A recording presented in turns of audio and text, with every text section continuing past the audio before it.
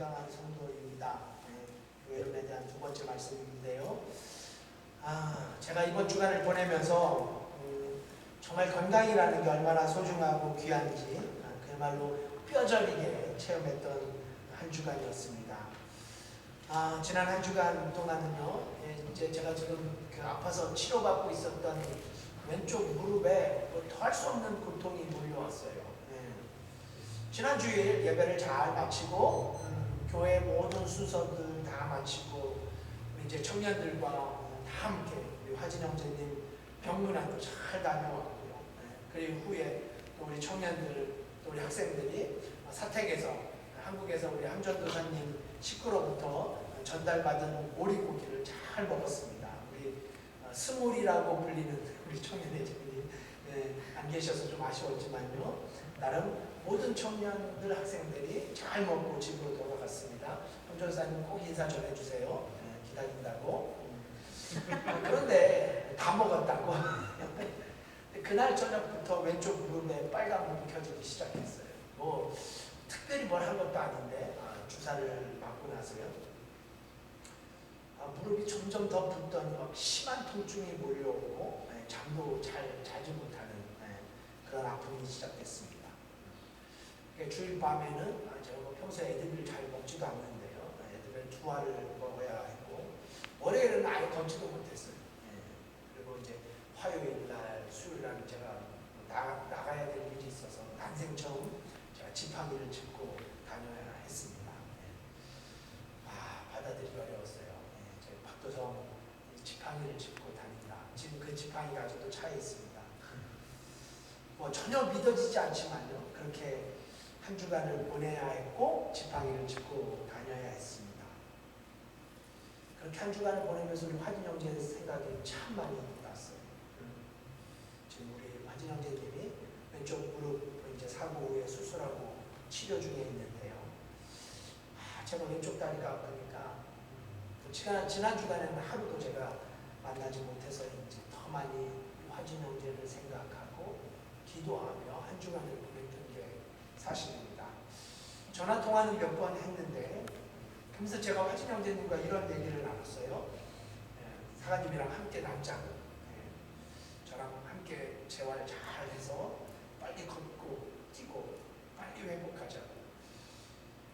혼자만 아픈 게 아니라 나도 똑같이 왼쪽 무릎을 절고 아파하고 있으니까 함께 힘내자고. 이게 진짜 제 진심이었어요. 아픈 것도 이렇게 그렇게 진심으로 제가 아프면서 왼쪽 무릎을 쥐어잡으면서 저절로 우리 화진 형제를 생각하며 보냈던 한 주간이었습니다. 참 밝은 모습으로 제가 어제 통화를 했는데요. 화진 형제님의 회복을 위해서 중보해 주시기를 부탁을 드립니다. 특별히 또 우리 엄마 아빠 우리 손집사님 배집사님을 위해서도 간절한 기도가 필요합니다. 더불어 우리 장국현님을 위해서도 좀 기도해 주시고요. 지난 수요일 수술이 잘 마쳐졌습니다. 화요일날 수술하고 이제 저희들이 월요일날 수요일날 가뵀어요. 저희 어머니랑 우리 단장님 그렇게 이제 수술 후에 찾아뵀는데요. 의사가 수술이 잘 됐다고 그랬대요. 수술이 아주 잘 됐다고. 그런데 모든 의사들이 수술이 잘 됐다고 얘기한다고 우리 영희 자매님이 한 번도 생각해 보지 못했던 얘기를 해주더라고요. 생각해 보니까 일리가 있긴 있어요. 수술을 마치고 수술이 잘 안 됐습니다. 의사가 제 경험이 부족해서 수술이 잘 안 됐습니다.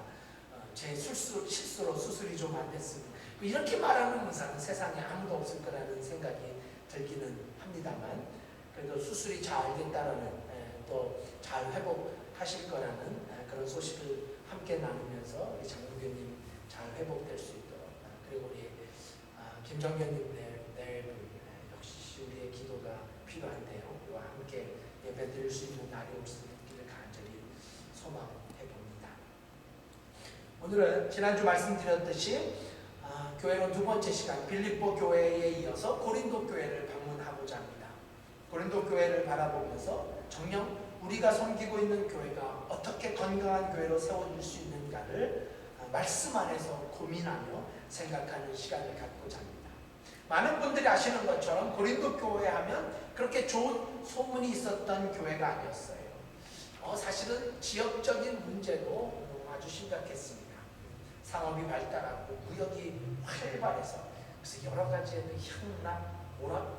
쾌락의 문화가 꽃피었던 곳이 바로 초대교회 그 고린도라는 도시였습니다.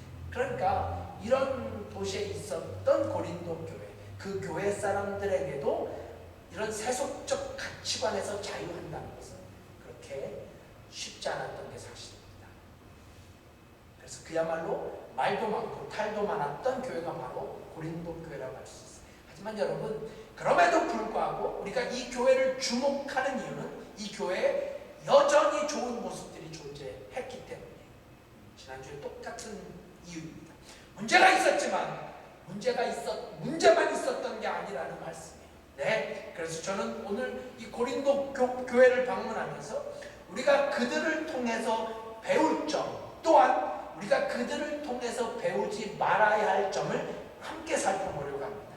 이 두 가지를 함께 살펴보면서 우리 교회가 어떻게 해야 하나님이 원하시는 건강한 교회를 이루어갈 수 있는가를 믿음으로 도전받는 귀한 시간이 될 수 있기를 소망하며 고린도 교회로 성지순례를 떠나보고자 합니다. 자, 그럼 첫 번째로 고린도 교회를 통해서 배우는 레슨, 이 교회를 통해서 우리 교회가 배우고 깨닫고 도전받아야 할 믿음의 레슨은 무엇일까요? 그것은 바로 우리 교회가 성령이 역사하는 교회가 되어야 한다는 사실. 성령이 역사하는 교회, 성령이 역사하는 구세군의 성도들. 이게 아멘할 타이밍이죠. 네. 여러분, 고린도 교회는 성령의 은사를 매우 사모했던 교회임에 틀림이 없습니다. 지역적인 영향에서 벗어나지 못해 타락한 세상 문화와의 부딪힘이 있었던 것도 사실이지만, 그럼에도 불구하고 그 고린도 교회의 성령의 역사를 사모함이 그 어느 초대교회보다 강력했다는 사실을 성경은 우리에게 증언합니다. 오늘 본문은 아니지만 12장 1절에서 우리가 확인하게 되는데요. 12장 1절 함께 봉독해 볼까요? 12장 1절 함께 했습니다. 시작. 형제들아, 신령한 것에 대하여는 내가 너희의 알지 못하기를 원치 않으냐 하노니. 이게 조금 이게 한국말로는 좀 이해가 어려운데요.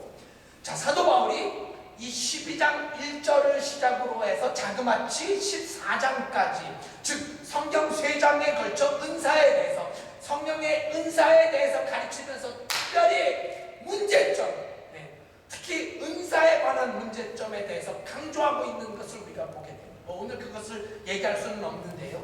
그럼 왜일까요?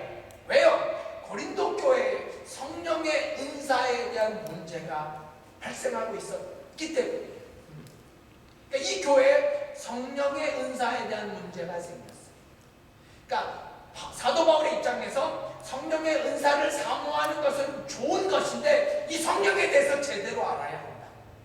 여러분, 성도로서 성령의 은사를 사모하는 것은 당연한 일입니다. 그렇죠? 사도 바울도 이 사실을 인정하고 있어요. 근데 지극히 당연한 거예요. 그래서 너희의 알지 못하기를 원치 아니하노니. 잘한 일이고 당연한 일이에요. 우리가 성령의 역사로 거듭난 그리스도인이라면 성령의 은사, 그 은혜 속에 들어가고 싶은 거룩한 욕구가 있어야 합니다. 이건 자연스러운 거예요.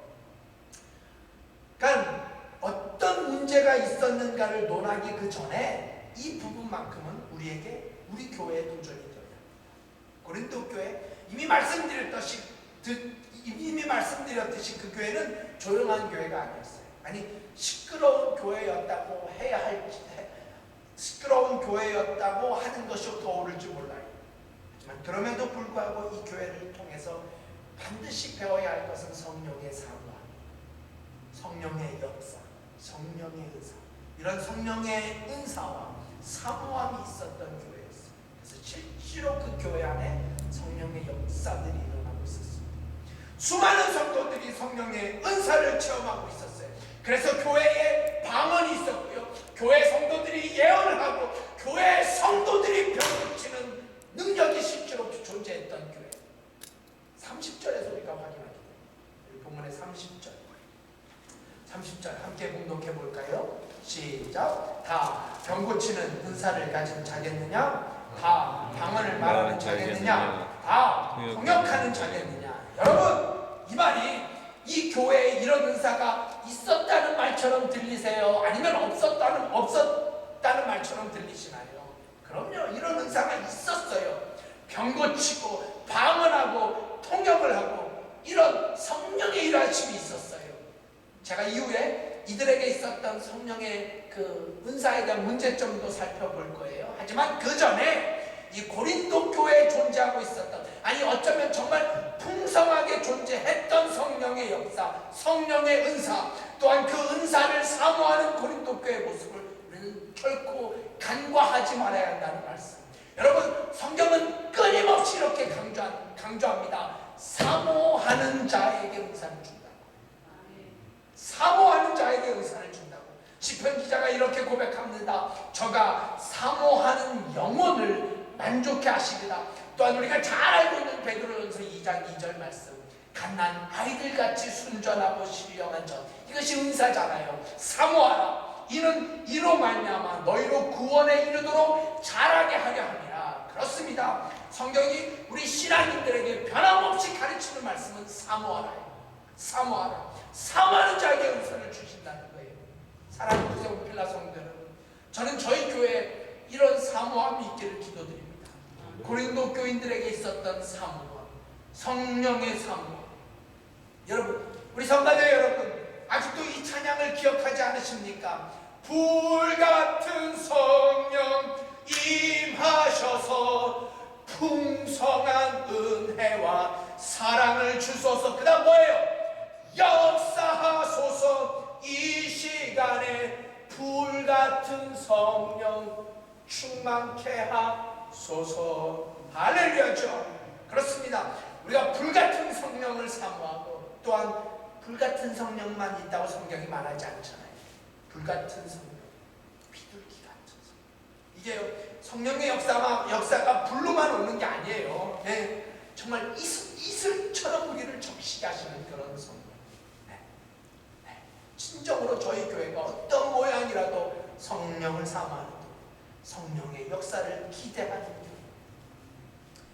제가 지난 주간에 제자 오카눔이라는 영화를 봤어요.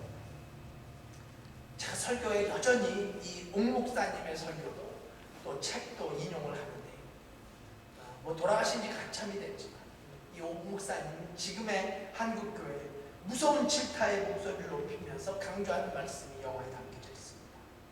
교회가 사람이 주인이 되어서는 안 된다. 교회가 사람이 주인 노릇하고, 특별히 목회자들이 주인 노릇하고, 목사들이 교회에서 왕 노릇하고, 그래서 결국 교회의 타락의 전적인 책임은 목회자들에게 있다고. 그럼요, 어느 목회자도 피해갈 수 없는 정확하고 무서운 한국교회에 대한 경고, 또한 저 같은 목회자에 대한 경고의 음성이 아니겠습니까? 네, 교회가 성령이 역사해야 되는데 사람이 역사합니다. 교회가 성령이 주인이 되어야 되는데 사람이 주인이 됩니다. 교회가 성령이 충만해야 하는데 사람의 생각, 목사님의 표현을 빌리자면 교회의 사람의 욕심, 특히 목회자의 욕심으로 충만해집니다. 그럼 교회는 이미 병든 거예요. 그럼 교회는 이미 죽어가는 거예요. 한국의 참 좋은 목사님인 김동호 목사님, 이분은 교회를 여러 번 개척하면서요, 대표 기도자를 세우지 않았대요. 대표 기도자. 왜 그래요? 우리 우리 강 집사님은 아시나? 대표 기도자. 교회 대표가 될까봐. 성령이 대표가 돼야 되는데 사람이 대표가 될까봐. 교회들은 이미 죽어가는 거죠. 이미 교회로서의 존재를 상실한 채 죽어가는 교회가 되어버립니다. 그럼 죽어가는 교회에서 어떻게 성령의 역사가 가능할 수 있단 말입니까? 병들어 다리를 절고 불구가 되어가고 있는 교회가 어떻게 세상에서의 빛의 역할을 감당하고 소금의 역할을 감당할 수 있단 말입니까? 네, 지금 제가 옥하는 목사님의 설교를 그대로 전하는 거예요. 그래서 이 설교는 제가 들어야 할 설교입니다. 함전도사님이 귀 기울여 들어야 될 설교예요. 더불어 교회의 지체들, 교회의 성도된 여러분들이 들어야 할 말씀입니다. 사랑하는 구세군 성도 여러분, 정말 병든 몸으로는 온전한 생활을 할 수가 없습니다. 제가 다리를 아파 보니까요, 다리를 절어 보니까 정말 할 수 있는 게 아무것도 없었어요. 교회도 마찬가지라는 말씀이에요. 왜 그렇습니까? 이 성경이 교회가 바로 주님의 몸이라고 말씀하고 있고 그 몸을 이루는 것이 성도라고, 이게 바로 오늘 본문의 27절의 선언이 아니겠어요? 27절 말씀, 우리 본문의 27절 말씀, 정말 마음을 다하여 봉독하십시다. 27절 함께 읽습니다. 시작. 너희는 그리스도의 몸이요 지체의 각 부분이라. 아멘이 저절로 나오지 않으십니까? 너희는, 우리는 그리스도의 몸이요 지체의 각 부분이라. 그러니 지체가, 몸이 병드니 할 수 있는 게 없어요. 교회가 몸을 이루고 있는 지체의 각 부분에 병이 드니까 몸이 제 역할을 감당할 수가 없어요. 다리만 아파도, 무릎만 아파도 제 생활을 할 수 없어요. 마찬가지죠. 건강한 교회는 반드시 건강한 성도로만 이루어질 수 있습니다. 건강한 교회는 반드시 건강한 성도로만 가능해요. 왜요? 교회의 몸을 이루는 것이 바로 지체된 저와 여러분이라고 성경이 선언하고 있기 때문이에요. 이제 다시 우리가 말하고 있던 주제로 돌아가십시다. 건강한 교회를 이루는 것, 그것은 한국의 한 위대한 목회자가 남긴 메시지처럼 교회가 성령이 주인이 되는 거예요. 교회 안에 성령이 충만한 건지, 교회 안에 사람이 주인이 되거나 교회 안에 목회자가 주인이 되는 게 아니라 정말 교회 안에 성령이 충만할 때, 교회가 성령이 주인이 될 때, 그때 비로소 한 교회가 건강한 교회로 세워지는 것이라면, 이제 우리 구세군 필라 하는 교회 안에서 정말 성령이 주인 되는 교회, 성령이 충만하게 역사하는 교회, 사람이 아닌 성령이 주인이 되는 그런 교회가 될 수 있기를 간절히 소망해 봅니다. 우리 오늘 본문은 아니지만 12장 3절 한번 봐주시겠어요? 12장 3절.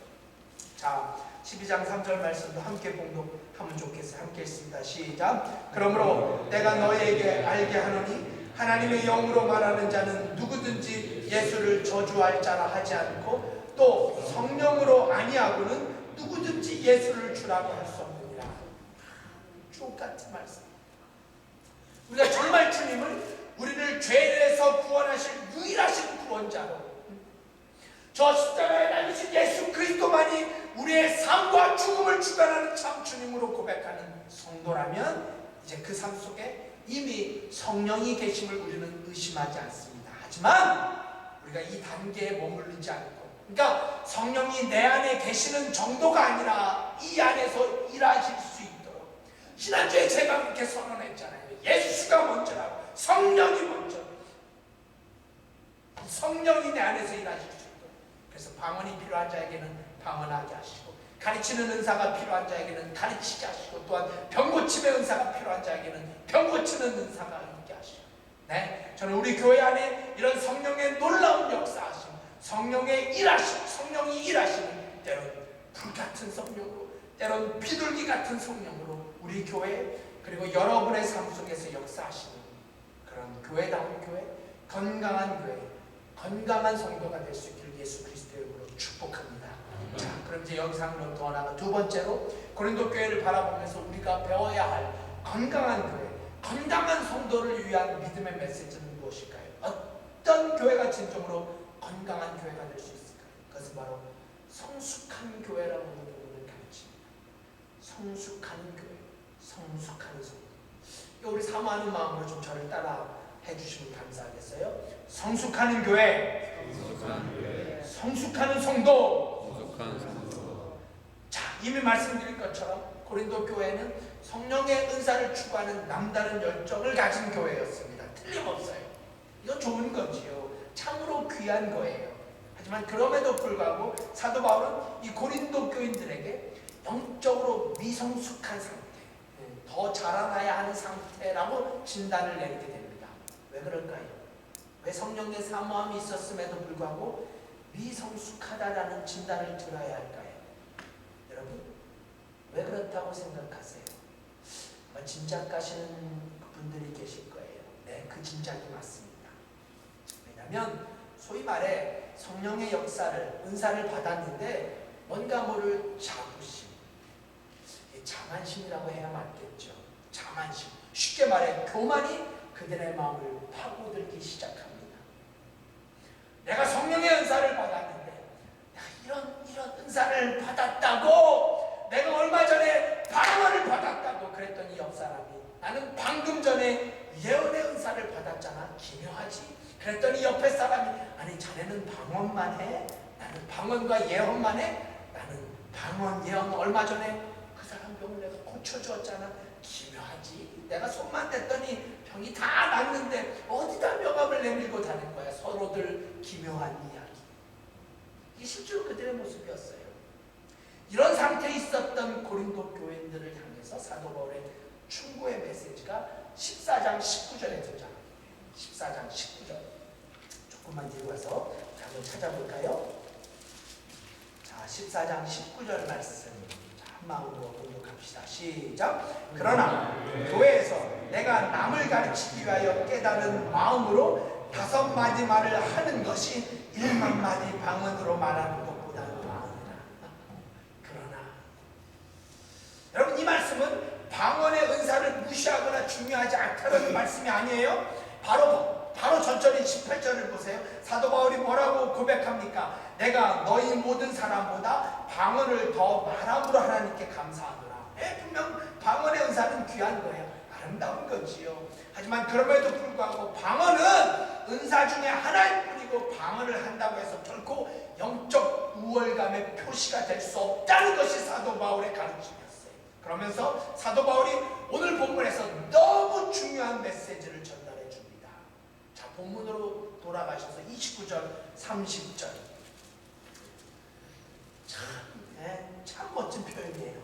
29절, 30절 두 절 함께 했습니다. 시작. 다 사도겠느냐? 다 선지자겠느냐? 다 교사겠느냐? 다 능력을 행하는 자겠느냐? 다 병 고치는 은사를 가진 자겠느냐? 다 방언을 말하는 자겠느냐?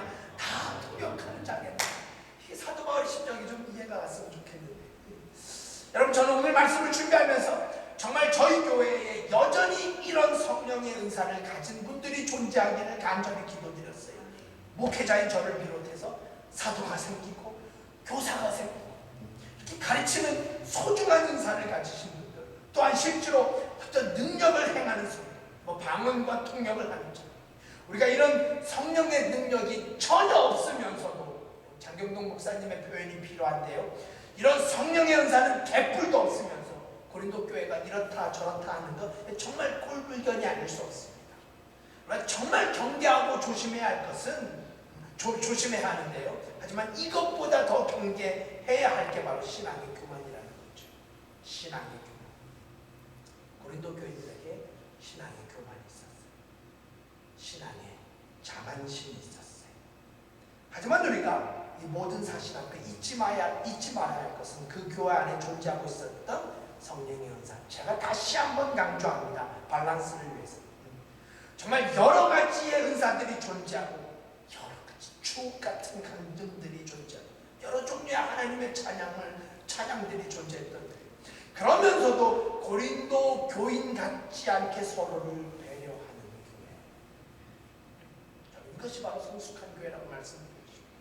이것이 바로 건강한 교회라고 믿습니다.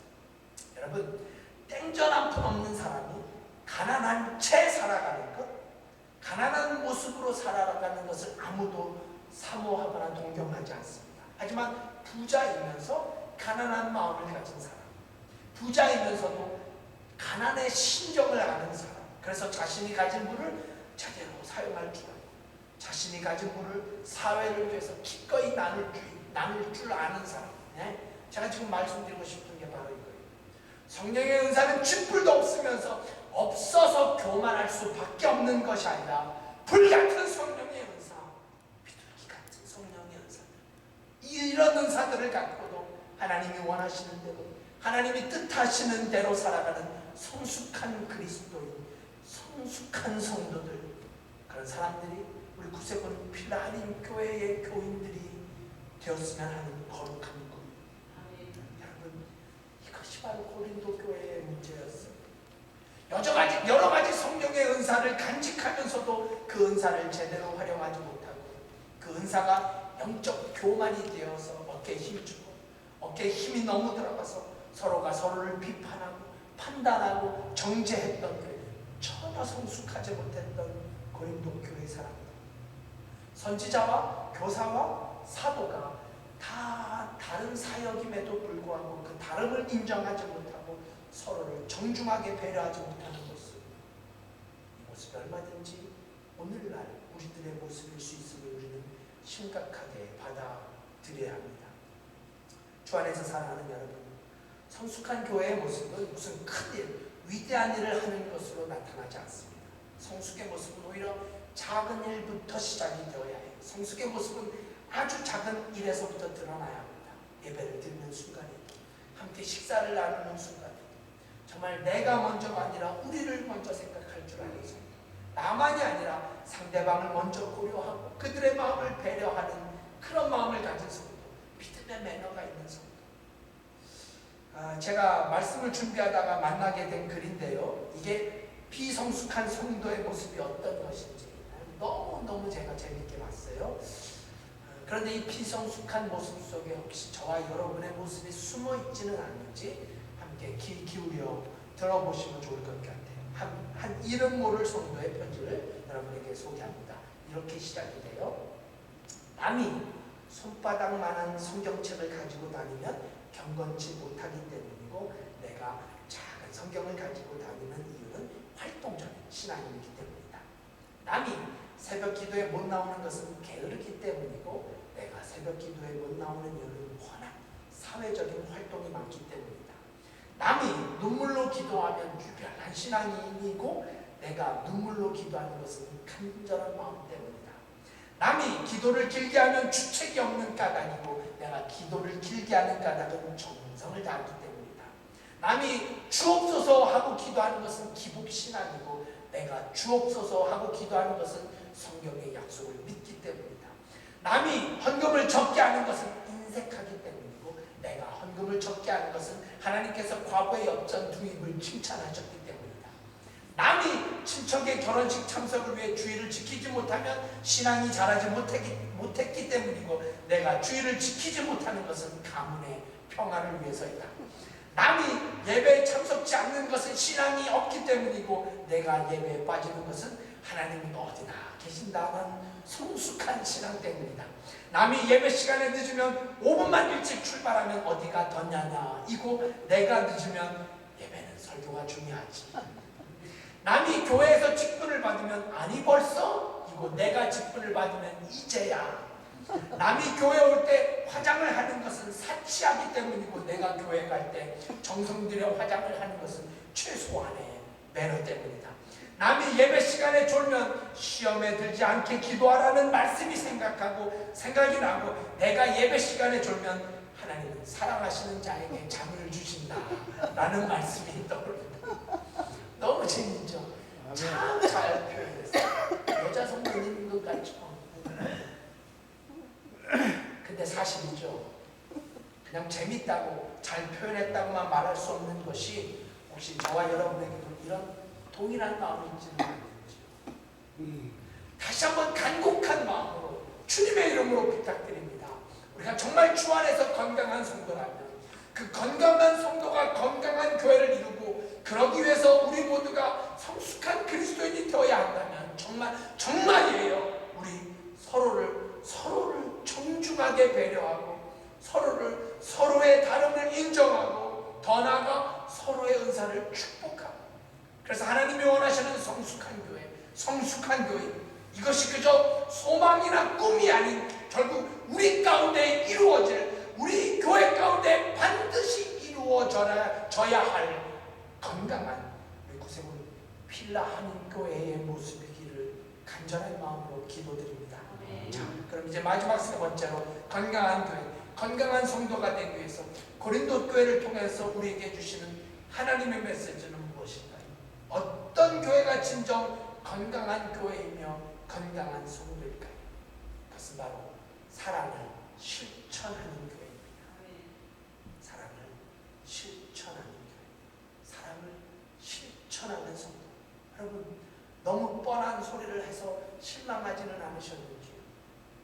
저 지난주에도 아주 뻔한 말씀으로 설교를 끝냈어요. 교회다운 교회는 기뻐하는 교회라고. 너무 뻔한 말씀입니다. 그렇죠. 그런데 진짜 교회 안에서 정말 기뻐하는 교회가 얼마나 되겠습니까? 교회 안에서 쌈닭처럼 쌈박지만 그것도 뭐 대단한 게 아니라 교회의 커튼 색깔 때문에 교회 안에서 분쟁이 나고, 진짜예요. 저 커튼 색깔을 파란색으로 할 것이냐 빨간색으로 할 것이냐. 그래서 교회가 싸우고 갈라졌어요. 아니 진정 싸워야 할 문제 앞에서는 교회가 침묵하고 있고, 네, 이제는 뻔한 설교마저도 힘을 잃어가고 있는 현실이 안타깝기만 한데요. 저는 정말 저희 교회가 그런 기쁜, 구세군 교회가 기쁜 교회가 되었으면 좋겠어요. 사람이 좀 적어도, 교회가 좀 약해도, 아니 구세군이라 뭐 좀 어색하고 독특하고 뭐 이런저런 거 다 따지지 않더라도 우리 교회 안에 기쁨이 있는 교회, 우리 교회 안에 웃음이 있는 교회, 우리 교회 안에 즐거움이 있고 성령의 열매처럼 우리 교회 안에 희락이 있고, 이런 교회가 되는 꿈을 꾸는, 오늘 설교 말씀도 동일한 심정으로 말씀을 선포합니다. 사랑을 실천하는 교회, 사랑을 실천하는 성도. 오늘 본문이 실려있는 고린도전서 12장, 우리는 흔히 은사장이라 이렇게 부릅니다. 이 은사장이 어떻게 끝이 납니까? 우리 본문의 31절 함께 봉독합니다. 시작! 너희는 더욱 큰 은사를 사모하라. 내가 또한 제일 좋은 길을 너희에게 보이리라. 사도 바울은 성령의 은사를 사모했던 고린도 교인들을 향해서 더욱 큰 은사를 사모하라는 충고를 합니다. 더욱 큰 은사를 사모하라고. 그러면서 제일 좋은 길, 그러니까 사모했던 그 어떤 은사들보다 더 좋은 길을 보여주겠노라고 선언하며 시작된 그 다음에 말씀이 뭐예요? 고린도전서 13장. 그러면서 등장하는 말씀, 그러니까 더 큰 은사라고, 이것이 더 좋은 길이라고, the best way라고 선언하면서 시작되는 말씀이 바로 고린도전서 13장 말씀이에요. 사실 이 부분은 훨씬 더 많은 설명이 필요한데요, 오늘 이 부분을 다 설명하기에는 뭐 이제는 설교를 마칠 시간이어서 제가 지난주에 전했던 기뻐하는 교회라는 뻔한 말씀과 오늘 마치는 이 사랑에 관한 뻔한 말씀을 모아서 제가 한 번 더 말씀을 증가하려고 합니다. 여러분, 말씀을 마치면서 묻습니다. 정녕 우리 구세군 필라 한인 교회에, 정말 우리 교회에 무엇이 있어야 건강한 교회가 될 수 있습니까? 우리 교회에 제일 필요한 게 뭐라고 생각하세요? 사랑이어야 합니다.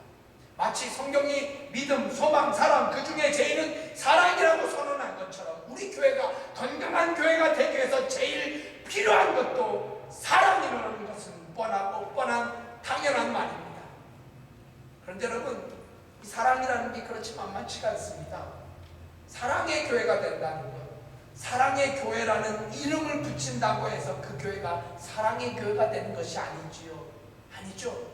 오히려 이름은 사랑의 교회라고 붙여놓고 그 교회는 지금 갈등, 미움, 싸움, 심지어 법정 공방까지, 사랑의 교회가 그렇게 이름 짓는다고 되는 게 아니기 때문이에요. 사랑의 교회 하면 사랑의 교회가 되고 믿음의 교회 하면 믿음의 교회가 되던가요? 아니죠. 아닙니다. 정말 중요한 것은 사랑의 실천에 있다고 저는 믿습니다.